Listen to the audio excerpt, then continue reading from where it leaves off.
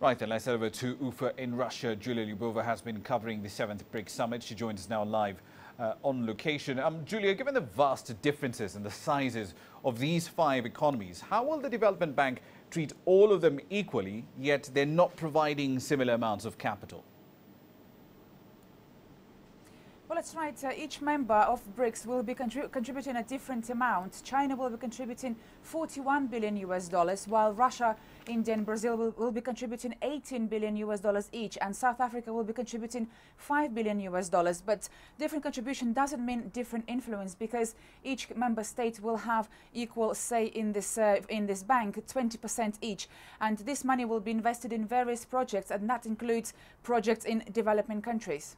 Indeed. The UFA declaration that came out today, that also included concerns about the effects of a rate hike by the US Central Bank and the effect that would have on their currencies. What measures do these 5 states want taken to mitigate any exchange rate volatility?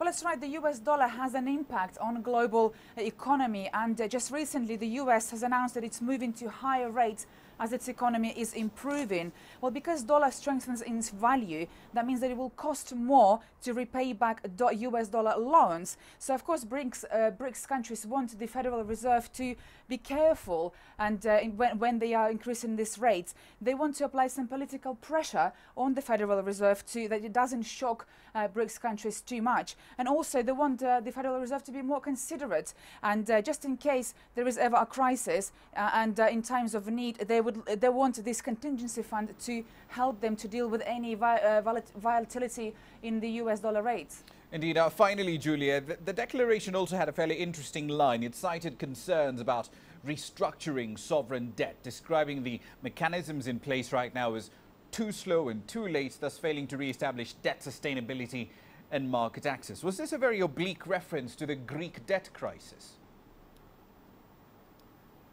Well, indeed, the Greek crisis has been in the spotlight for several days now.